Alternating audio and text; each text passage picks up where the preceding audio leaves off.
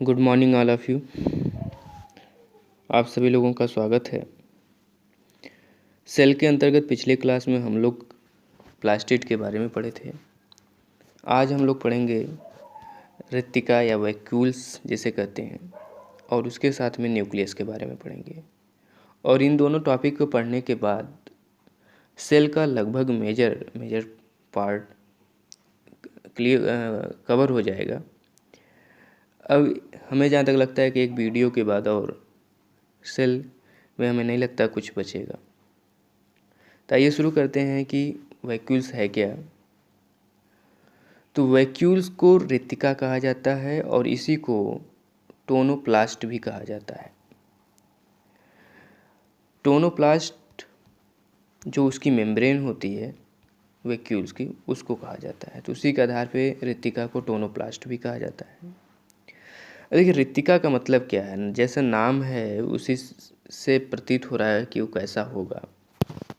रिक्तिका means empty, means खाली, means एक ऐसा भाग होता है जो अंदर से कोई एक खाली स्पेस जैसा होता है, लेकिन उसमें भरा रहता है क्या, बहुत सारे फ्लूइड्स भरे रहते हैं। और वो फ्लूइड्स भरे होने के कारण से इसे सेल सैप या फिर इसी को वैक्यूल सैप कहा जाता है।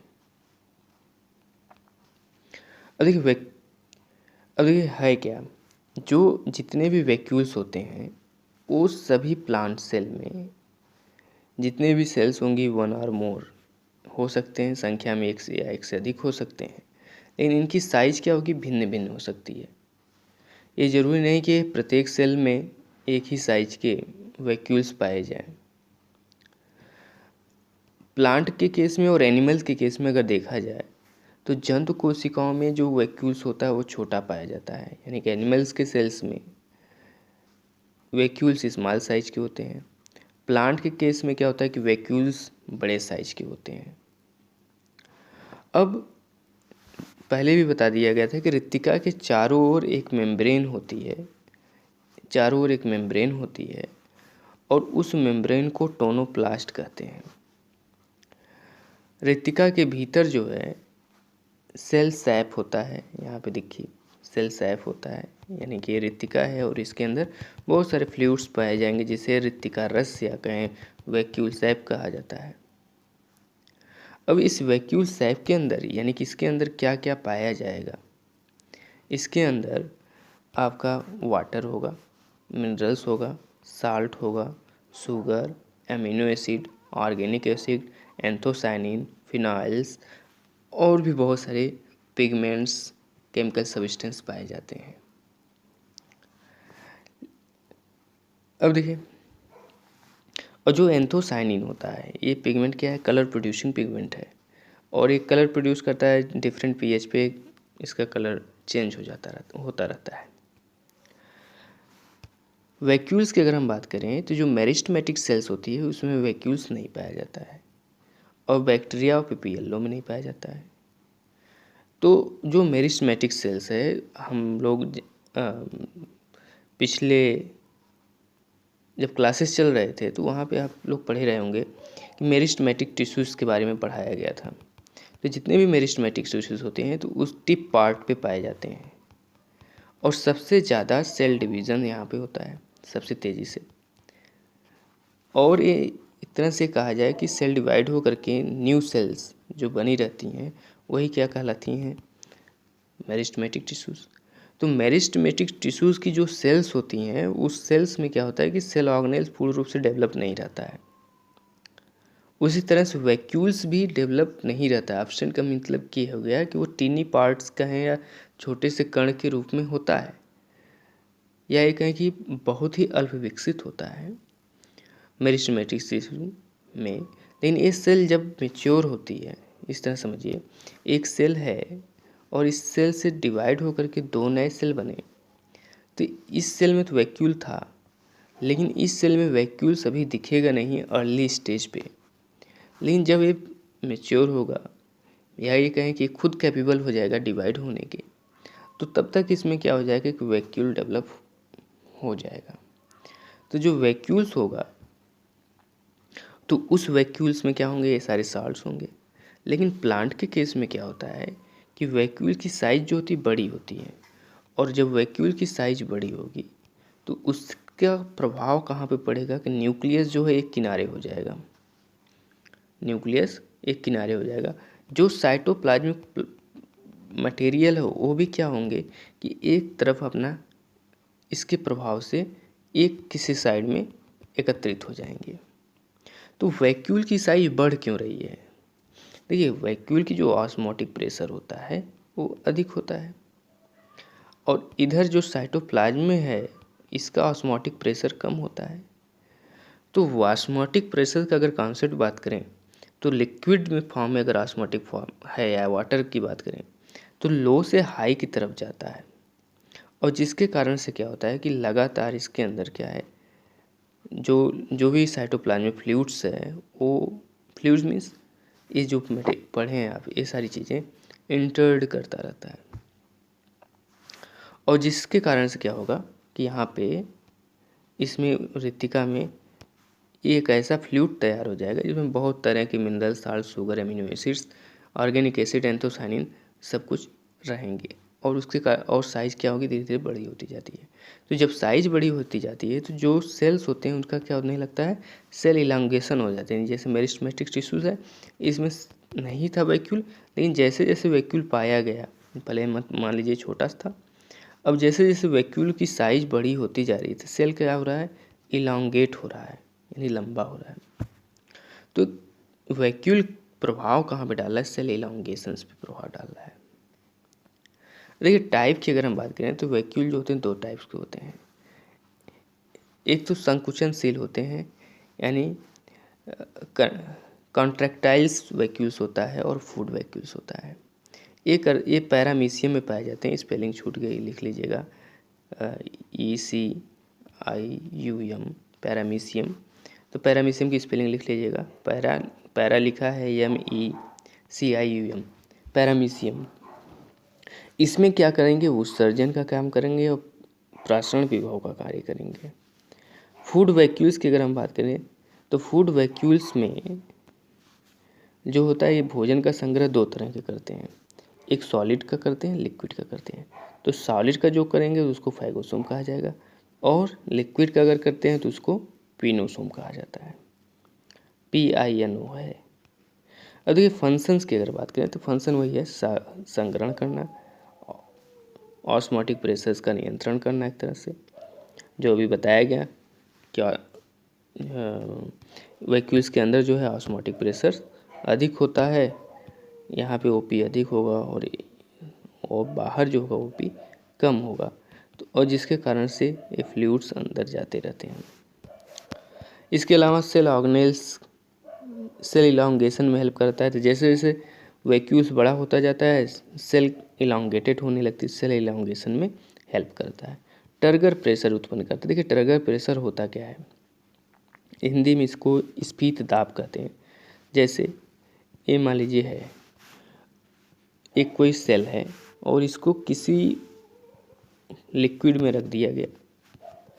जब लिक्विड में रखा जाएगा और मान लीजिए इसका OP जो है, ऑस्मोटिक प्रेशर अधिक है, और जल का ऑस्मोटिक प्रेशर कम है, तो जल लो से क्या करेगा कि हाई तरफ मूव करेगा, लगातार इसकी तरफ जाता रहेगा एक निश्चित समय तक। यानी कि इसमें क्या होगा कि जल की मात्रा बढ़ती जाएगी, और एक निश्चित समय के बाद जल की मात्रा बढ़ना, माने कि जल इंटर करना रुक जाएगा। कारण क्या होगा कि जब इसमें काफ़ी जल की मात्रा इंटर कर जाती है तो फिर इसके अंदर से बाहर की तरफ एक प्रेशर उत्पन्न होता है, जिसको स्फीत दाब कहा जाता है। बाहर की तरफ एक प्रेशर उत्पन्न होगा और जिसे स्फीत दाब कहेगा, यानी कि इसकी भित्ति में जो एक अलग से दबाव उत्पन्न होगा अंदर की तरफ से, जिसे स्फीत दाब कहा जाता है या ट्रिगर प्रेशर कहा जाता है। तो ये हो गया वैक्यूल्स के बारे में।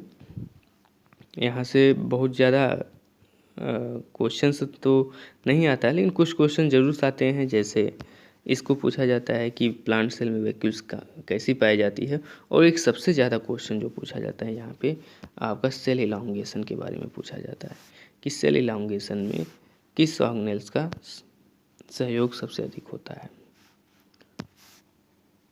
चलिए आगे बढ़ते हैं।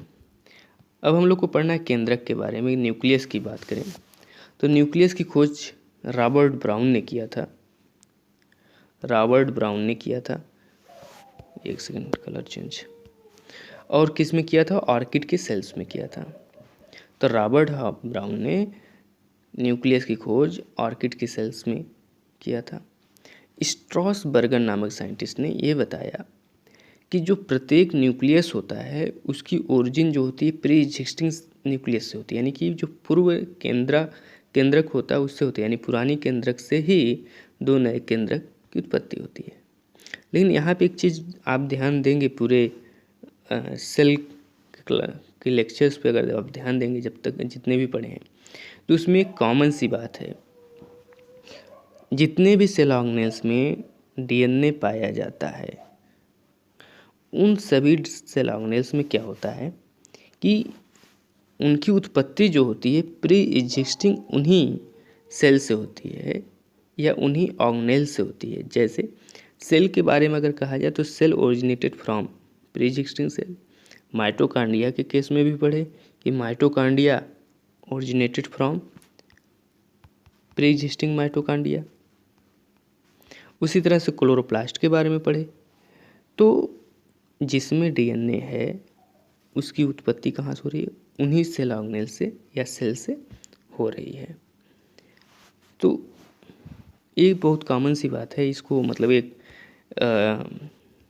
फाइंड आउट करके मतलब कहीं नोट कर लीजिएगा, जिससे आगे इजी रहेगा पढ़ने में या समझने में। चलिए देखिए, हैमरलिंग ने, स्ट्रॉसबर्गर ने बता दिया कि केंद्रक की उत्पत्ति पुरानी जो पूर्ववर्ती केंद्रक होता है उससे होती है। फिर हैमरलिंग ने क्या कहा? हैमरलिंग ने एसिड बुलेरिया पे काम किया और एसिड बुलेरिया पे जो काम किया उससे जो उनको रिजल्ट्स मिला उसके आधार पे उन्होंने कहा कि केंद्रक जो होता है वो कोशिका का नियंत्रण केंद्र होता है। तो और इस चीज़ के बारे में हम लोग भी पढ़े हैं कि जो न्यूक्लियस है, मान लीजिए ये न्यूक्लियर की जो आउटर मेम्ब्रेन है, यही आउटर मेम्ब्रेन क्या कर रही है? एंडोप्लाज्मिक रेटिकुलम बना रही है और इसी से फिर क्या बन रहा है? गाल्गी बॉडी बन रहा है, लाइसोसोम बन रहा है, उससे लाइसोसोम से स्पोरोसोम, पेरोक्सीसोम्स बन रहा है, ग्लाइऑक्सीसोम बन रहा है। उसके अलावा इसके अंदर बहुत सारे जेनेटिक मटेरियल्स पाए जाते हैं, डीएनए, आरएनए, प्रोटीन्स, और एमआरएनए का फॉर्मेशन हो रहा है, राइबोसोम का फॉर्मेशन हो रहा है, आरआरएनए का फॉर्मेशन इसी के अंदर हो रहा है। तो एक तरह से देखा जाए जो सेल्स के लिए जो आवश्यक चीज़ें हैं वो बन कहाँ से रही हैं, यानी उसकी उत्पत्ति के कारण कहाँ क्या है? वो न्यूक्लियस ही है। तो इसलिए न्यूक्लियस को कहा गया केंद्रक, यानी कि कोशिका का केंद्रक का नियंत्रण केंद्र कहा गया, कोशिका का नियंत्रण केंद्र कहा गया है। केंद्रक कोशिका का नियंत्रण केंद्र है। अब देखिए यूकैरियोट सेल में तो हम लोग पढ़े हैं, पहले भी पढ़े हैं, इंट्रोडक्शन वाले चैप्टर में भी पढ़े हैं कि जो यूकैरियोट सेल्स होता है उसमें, यूकैरियोट सेल्स में केंद्रक जो होता है पूर्ण रूप से विकसित होगा, यानी कि वेल डेवलप्ड होगा।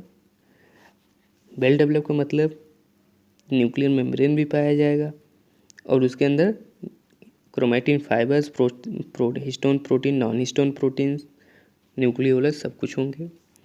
लेकिन प्रोकैरियोट के केस में क्या होता है कि न्यूक्लियर मेम्ब्रेन नहीं पाया जाता है। न्यूक्लियर मेम्ब्रेन नहीं पाए जाने के कारण से इसको क्या कहा जाता है कि इनकम्प्लीट न्यूक्लियस कहा जाता है, या ये कहा जाता है आद्य केंद्रक भी कहा जाता है हिंदी में। तो आद्य केंद्रक को न्यूक्लाइड कहा जाता है, यानी कि जो प्रोकैरियोट में न्यूक्लियस होगा उसे न्यूक्लियाइड कहा जाएगा, जो यूकैरियोट में होता है उसे न्यूक्लियस कहा जाता है। अब देखिए नंबर्स की बात करें तो नंबर जो होता है, अगर एक न्यूक्लियस एक सेल में है तो उसे मोनोन्यूक्लिएट कहा जाएगा, और जनरली सब में यही होता है, मोनोन्यूक्लिएट ही होते हैं मोस्टली, लेकिन कुछ एक्सेप्शनल केसेस हैं। बाई न्यूक्लिएट की अगर हम बात करें, अगर दो होगा तो बाई न्यूक्लिएट, और मोर देन टू यानी कि मल्टी न्यूक्लिएट है, यानी बहुत सारे सेल्स न्यूक्लियस हैं एक ही सेल में, तो उसे मल्टी न्यूक्लियर्स भी कहा जाता है। देखिए मैमेलियंस जो होते हैं उनके आरबीसी में और फ्लोएम के सीप ट्यूब में न्यूक्लियस नहीं पाया जाता है, ये याद रखिएगा, ये बहुत इम्पॉर्टेंट है। जो जितने भी मैमेलियंस होंगे उनके आरबीसी में, और जो पौधे की अगर के बात करें तो उसकी सीप ट्यूब में यानी फ्लोएम की सीप ट्यूब में न्यूक्लियस नहीं होता है। लेकिन कुछ मैमेलियन हैं जिसमें पाया जाता है, वो ऊँट है और लामा है, जिसमें केंद्रक उपस्थित होता है। इसीलिए ये बहुत इम्पॉर्टेंट है, क्योंकि दो ऐसे हैं जिसमें पाया जाता है, बाकी में नहीं पाया जाता है। तो इस चीज़ को विशेष तौर से याद करिएगा। देखिए साइज़ की अगर हम बात करें तो 5 से 30 माइक्रोन साइज होती है। शेप की अगर बात करें तो ओवल शेप होता है, सर्कुलर शेप होता है। तो मोस्टली अगर बात करें सेल में यही पाया जाता है। लेकिन कुछ सेल्स हैं जिसमें ओवल और सर्कुलर टाइप के अतिरिक्त अन्य साइज शेप के पाए जाते हैं, और वो मोस्टली जो होते हैं WBC में पाए जाते हैं, WBC के सेल में पाए जाते हैं। जैसे बायोलोब्ड है, तो बायोलोब्ड मीन्स क्या होगा, दो इसके भाग होंगे, जैसे एक ऊपर वाला भाग लोब की तरह है, नीचे वाला भाग लोब की तरह है, तो बायोलोब्ड होता है। एसिडोफाइल्स में पाया जाता है। ट्राइब लोब्ड होगा, 3 होंगे, तो इसको बैसोफिलस में पाया जाता है। मल्टी लोब्ड होता है जो न्यूट्रोफिलस में पाया जाता है, बहुत सारे लोब्ड होंगे। तो हॉर्सशूज की तरह होता है, वर्टिसिला में होता है। तो ये सभी करते क्या हैं, ये जितने भी हैं WBC के अंदर जितने भी एक कण पाए जा रहे हैं या शेप के पाए जाते हैं सेल्स, वो अलग अलग तरह के एक तरह से इम्यून सिस्टम या डिफेंस सिस्टम का कार्य करते हैं WBC के अंदर। और एक वीडियो मैं भी कोशिश कर रहा हूँ कि सप्ताह में एक अलग टाइप का वीडियो मीन्स किसी हाईलाइट टॉपिक पे आप लोग को उपलब्ध कराया जाए। तो अभी जो चर्चा में है वैक्सीन और प्लाज्मा थेरेपी कोरोना बीमारी को लेकर के, तो उसमें ये सारी चीज़ें का काफ़ी चर्चा में आ रहा है कि एंटीबॉडीज़ क्या होता है, एंटीजेंस किसे कहते हैं, प्लाज्मा थेरेपी क्या है, वैक्सीन्स क्या है, इम्यून सिस्टम कैसे जनरेट होता है। तो उस पर एक वीडियो कोशिश कर रहा हूँ बनाने का, तो हो सकता है कि नेक्स्ट 1-2 दिन में आप लोग को उपलब्ध हो पाए। तो देखिएगा, वहाँ पे कंपटीशन के दृष्टिकोण से बहुत कुछ इम्पॉर्टेंट है, तो उसको ज़रूर देखिएगा। और उसमें ये सारी चीज़ें आएंगी कि बैसोफिलस किसे कहेंगे, न्यूट्रोफिलस किसे कहेंगे, एसिडोफिलस किसे कहेंगे, इनके क्या क्या कार्य हैं, सबके अलग अलग कार्य क्या हैं, और WBC में और कौन से पाए जाते हैं।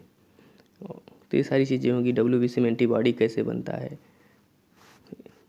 ठीक है, तो आर्टिफिशियल एंटीबॉडी कैसे बनाते हैं, वैक्सीन्स कैसे बनता है, नेचुरल डिफेंस सिस्टम क्या है, उस पर एक वीडियो तैयार कर रहा हूँ। आगे चलिए, देखिए रासायनिक संगठन की अगर बात करें तो जो DNA और रासायनिक संगठन ये P का हमने लिखा है, और जो DNA होगा 14%, RNA जो होगा 12%, प्रोटीन जो होगा 70 से 74%, और इसमें हिस्टोन नॉन हिस्टोन दोनों तरह की प्रोटीन्स पाई जाती हैं। तो इसके बारे में बहुत ज़्यादा नहीं पढ़ाना है, इसलिए क्योंकि जेनेटिक्स में इसको बहुत एक्सप्लेन किया गया था, और आगे चल के अगर समय मिलेगा जेनेटिक्स का सीरीज शुरू करने का मौका मिलेगा तो फिर इसमें फिर हिस्टोन नॉन हिस्टोन का बताया जाएगा। तो फिलहाल इसको अगर डिटेल में देखना है तो एक बार नोट्स देखिएगा, तो वहाँ से मिल जाएगा आपको इन्फॉर्मेशन।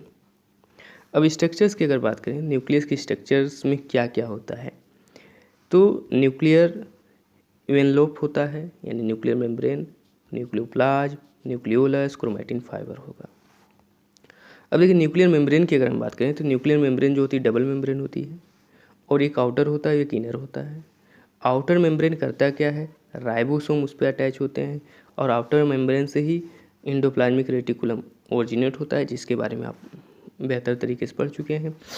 इसके अलावा जो ये मेम्ब्रेन के मध्य में पेरी न्यूक्लियर स्पेस होता है, और पेरी न्यूक्लियर स्पेस जो होता है 200 से 300 एंगस्ट्रॉम का होता है। तो न्यूक्लियर मेम्ब्रेन में जगह जगह पे होल पाए जाते हैं, जैसे आप देखिए फिगर में, जिसे न्यूक्लियर पोर भी कहा जाता है। आइए तो फिगर को हम देखते हैं और फिगर से कुछ समझने की कोशिश करते हैं। अब देखिए फिगर में हमको दिख क्या रहा है। फिगर में आप देख रहे होंगे कि इंडोप्लाज्मिक रेटिकुलम है और उसका फॉर्मेशन कहाँ से हुआ है, जो आउटर लेयर है उससे हुआ है, और उसके ऊपर ब्लैक डॉटेड दिख रहा है जिसको राइबोसोम कहा जाता है। और राइबोसोम का फॉर्मेशन कहाँ से होता है, न्यूक्लियस से होता है। यहाँ पे फिगर अंदर बना हुआ है। इसके अलावा ये धागे नुमा संरचना दिखाई दे रही है जिसे कहा जाता है क्रोमैटिन फाइबर, और ये पूरे जो अंदर का भाग है इसको कहा जाएगा न्यूक्लियोप्लाज्म। ठीक है, अब देखिए इसी फिगर को समझना है। अब आउटर मेम्ब्रेन पे क्या पाया जा रहा है, एंडोप्लाज्मिक रेटिकुलम पाया जा रहा है, और ये करता क्या है, राइबोसोम की सहायता से प्रोटीन संश्लेषण का कार्य कर रहा है। इसके अलावा न्यूक्लियर पोर पाए जाते हैं, और इसी न्यूक्लियर पोर से इसमें जो क्रोमोसोम है और क्रोमोसोम में डीएनए होता है, और उस डीएनए से एमआरएनए बनता है, तो एमआरएनए यहाँ पे निकलता है। इसके अलावा ये जो मटेरियल है यानी कि जो वाइट पार्ट है जिसे न्यूक्लियोप्लाज्म कहा जाता है, इस न्यूक्लियोप्लाज्म में पाया क्या जाएगा, डीएनएज पाया जाएगा। डीएनएज करता क्या है, डीएनए से डीएनए का फॉर्मेशन करता है, मीन्स डीएनए से डीएनए बनने में हेल्प करता है। इसमें आरएनएज पाया जाता है। आरएनएज एंजाइम है, डीएनएज भी एंजाइम, आरएनएज भी। तो आरएनएज पाया जाता है जो आरएनए के फॉर्मेशंस में या आरएनए बनने में हेल्प करता है। न्यूक्लियोलस पाया जाता है जो राइबोसोम प्लस इसके अलावा आरएनए का फॉर्मेशन करता है। इसके अलावा इसमें डीएनए जो होता है वो ट्रांसक्रिप्शन से एमआरएनए बनता है, एमआरएनए न्यूक्लियर पोर से बाहर निकलता है और जो साइटोप्लाज्म में पहुंच जाता है, और उस साइटोप्लाज्म में फिर प्रोटीन संश्लेषण का कार्य करता है। तो ये आपके न्यूक्लियस का फीवर था, और इसमें लगभग हमें लगता है सारी चीज़ें हो गई। एक क्रोमैटिन, अब देखिए न्यूक्लियोलस है, राइबोसोम का फॉर्मेशन कर रहा है। न्यूक्लियोप्लाज्म में पाया क्या जा रहा है, एंजाइम्स पाए जा रहे हैं। कौन से एंजाइम, डीएनएज, आरएनएज, इसके अलावा magnesium, manganese, mRNA, tRNA, rRNA, सबका फॉर्मेशन यहाँ पे हो रहा है। थोड़ा टीआरएनए डाउटफुल है, एम का तो और आर का क्लियर है, क्योंकि टीआरएनए क्या करता है कि अमीनो एसिड को साइटोप्लाज्म से, टीआरएनए नहीं होगा क्योंकि साइटोप्लाज्म पाया जाता है, और साइटोप्लाज्म जो अमीनो एसिड्स होते हैं उसको ले करके एमआरएनए पास लाने का कार्य करता है। अब देखिए इसमें एनुलस प्लग पाया जाता है। एनुलस प्लग करता क्या है कि जो न्यूक्लियर पोर है उसको ओपन और बंद करने का कार्य करता है। मीन्स ऐसा नहीं है कि साइटोप्लाज्म में जो चीज़ हैं वो अपने मतलब सारा चीज़ एक्सचेंज होता है। ऐसा नहीं कि सब चीज़ें साइटोप्लाज्म में आ सकती हैं न्यूक्लियोप्लाज्म से, और न्यूक्लियोप्लाज्म की सारी चीज़ें साइटोप्लाज्म में आ सकती है, ऐसा नहीं है। तो उसको नियंत्रित कौन करता है, एनुलस प्लग नियंत्रित करता है। इसके अलावा अब हमें नहीं लगता इसमें कुछ फिगर में बचा है समझने के लिए। देखिए न्यूक्लियोप्लाज्म की अगर हम बात करें, न्यूक्लियोप्लाज्म में क्या है, न्यूक्लियर मेम्ब्रेन के भीतर एक पारदर्शी द्रव्य पदार्थ है। वो पारदर्शी द्रव्य पदार्थ क्या है, यहाँ पर हम लोग पढ़ लिए हैं। प्रोटीन होगा, प्रोटीन में स्टोन नॉन स्टोन प्रोटीन होगा, मिनरल्स होगा, मैग्नीशियम होगा, कैल्शियम होगा, DNA polymerase, RNA polymerase, nucleolus होगा, और क्रोमैटिन फाइबर होगा। और इस चीज़ को आप लोग पढ़े भी होंगे, पढ़ाया भी गया है जेनेटिक्स में। तो जो क्रोमैटिन फाइबर होता है, इसमें जब क्वेलिंग होती है तो क्वेलिंग से क्या बनता है, क्रोमैटिड का फॉर्मेशन होता है। इस क्रोमैटिड से फिर क्या बनता है, इस क्रोमैटिड से क्रोमोसोम का फॉर्मेशन होता है, डबल स्टैंड, हाँ, क्रोमोसोम का फॉर्मेशन होगा, यानी दो क्रोमैटिड आपस में जुड़ेंगे और जिससे क्रोमोसोम का फॉर्मेशन होगा। अगर हम बात करें उसके क्रोमोसोम में क्या क्या पाया जाएगा, मान लीजिए क्रोमोसोम है, ठीक। अब इस क्रोमोसोम के ऊपरी भाग को क्या कहेंगे, टेलोमियर कहेंगे। बीच को क्या कहेंगे, सेंट्रोमियर कहेंगे। और यहाँ पे अंदर की तरफ घुसा हुआ जो धंसा हुआ भाग होता है, ये भाग में क्या रहता है, इस भाग से ये ब्लैक कर देता हूँ, इसी भाग में NOR न्यूक्लियोलस ऑर्गेनाइजर रीजन होता है। मीन्स जो ये न्यूक्लियोलस है उसमें न्यूक्लियोलस में एक भाग NOR होता है और जो क्रोमोसोम से अटैच होता है, और क्रोमोसोम के जिस भाग पे अटैच होता है उसको NOC कहा जाता है, न्यूक्लियोलस ऑर्गेनाइजर क्रोमोसोम कहा जाता है। तो जिस भाग पे अटैच होगा वहाँ पे फिर क्या होगा, कंस्ट्रिक्शन हो जाता है। जिस भाग में अटैच होता है यहाँ, उसी भाग में क्या होता है कि एक कंस्ट्रिक्शंस हो जाता है, यानी कि संकीर्णन हो जाता है, और उस संकीर्णन के कारण से इसको क्या कहा जाता है, सेकेंडरी कंस्ट्रिक्शन कहा जाता है। और सेकेंडरी कंस्ट्रिक्शन को ही क्या कहा जाता है, सैट क्रोमोसोम कहा जाता है या सैटेलाइट क्रोमोसोम कहा जाता है। और ये जो भाग होता है ये प्राइमरी कंस्ट्रिक्शन होता है, प्राइमरी कंस्ट्रिक्शन होता है, यानी पहली बार यहाँ पे संकीर्णन हुआ तो इसलिए प्राइमरी कहा गया, दोबारा यहाँ हुआ तो इसलिए इसको सेकेंडरी कहा जाता है। तो जेनेटिक्स में डिटेल में पढ़ें आप लोग, नोट्स होगा उसको देख लीजिएगा। अब देखिए न्यूक्लियोलस की अगर बात करें तो फाउंटेना ने खोजा था, टर्म किसने दिया था, टर्म बाउमैन ने दिया था। न्यूक्लियर मेम्ब्रेन जो होता है, ये न्यूक्लियोलस जो होता है मेम्ब्रेनलेस स्ट्रक्चर्स होती है, स्फेरिकल बॉडीज़ होती है यानी गोला बॉडीज़ होता है। और ये देखिए उसी जो चीज़ बताया जा रहा था कि न्यूक्लियोलस, ठीक है, ordinary attach a specific region NOR nucleolus organiser regions of a specific chromosome पे, जो स्पेसिफिक क्रोमोसोम मीन्स क्रोमोसोम में न्यूक्लियोलस ऑर्गेनाइजर क्रोमोसोम होता है, वहाँ पर आकर के NOR अटैच हो जाता है। जब अटैच होता है तो वहाँ पे एडिशनल कंस्ट्रिक्शंस या गैप हो जाता है और उसी को सेकेंडरी कंस्ट्रिक्शंस कहा जाता है, और जो सेकेंडरी कंस्ट्रिक्शंस है उसी को सैटेलाइट क्रोमोसोम कहा जाता है। अब देखिए इसके अलावा काम क्या कर रहा है, काम न्यूक्लियोलस का कार्य क्या है, RNA का फॉर्मेशन करना, और साथ में क्या करता है, राइबोसोम का फॉर्मेशन करता है। देखिए अब न्यूक्लियोलस के अंदर ही, न्यूक्लियोप्लास्ट के अंदर ही हम लोग न्यूक्लियोलस को देख लिए। अब इसके अलावा हम बात करेंगे जो एक क्रोमैटिन फाइबर है उसके बारे में। देखिए क्रोमैटिन फाइबर जो होते हैं दो प्रकार के होते हैं, यूक्रोमैटिन और हेट्रोक्रोमैटिन। और इसकी खोज किसने किया था, फ्लेमिंग ने किया था। और इसका अध्ययन कब किया जाता है, जब इंटरफेज होता है। तो इस इंटरफेज में हमको दो तरह के क्रोमैटिन फाइबर दिखाई पड़ते हैं, हेट्रोक्रोमैटिन और यूक्रोमैटिन।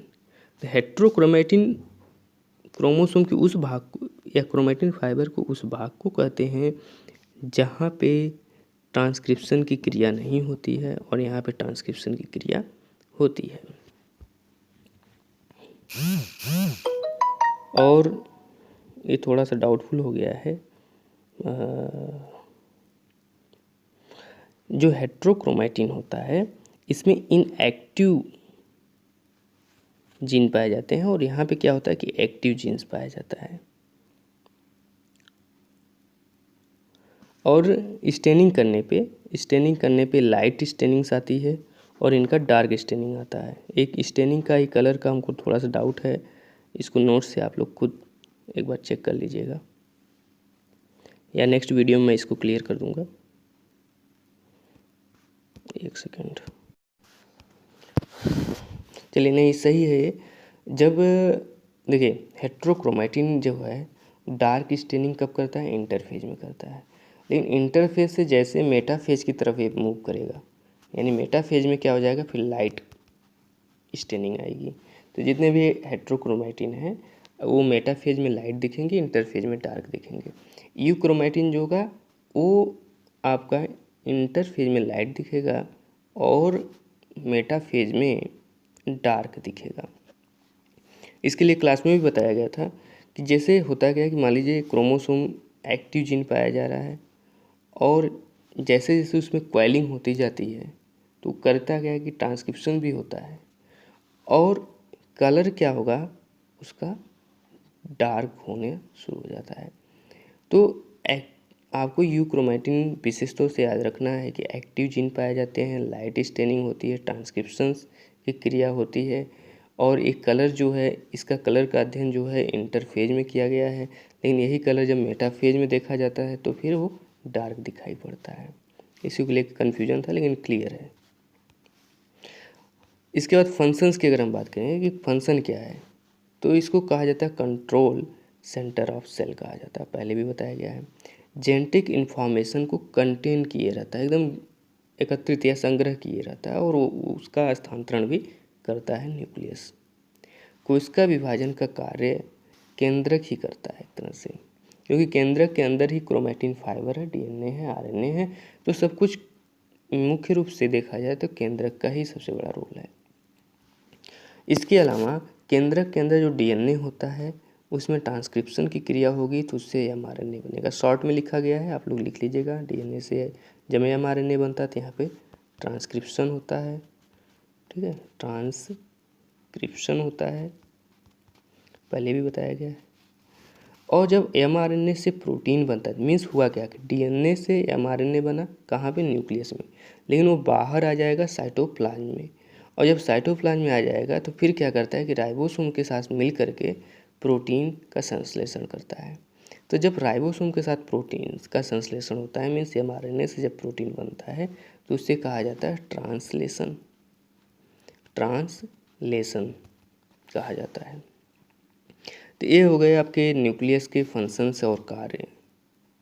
इसके अलावा भी कई कार्य हैं, हो सकता है कुछ छूटे हों।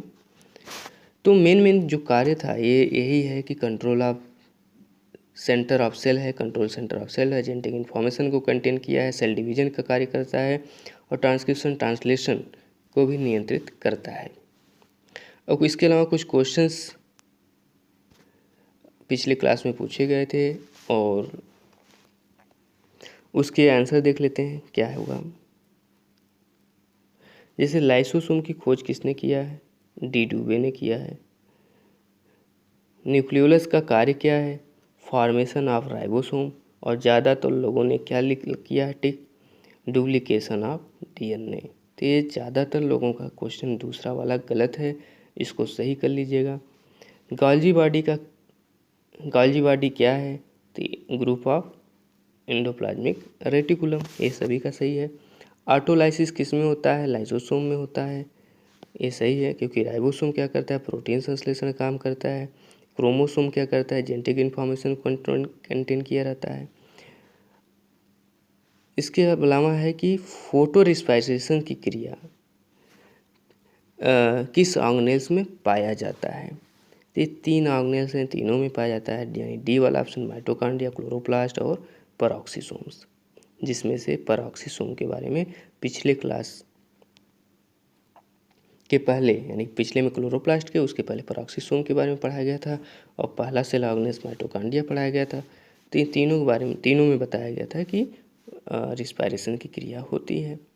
इसके अलावा प्रोटीन निर्माण में डीएनए से कौन सा आरएनए सूचना एकत्रित करता है, तो यहाँ पे क्या होगा, ये एमआरएनए।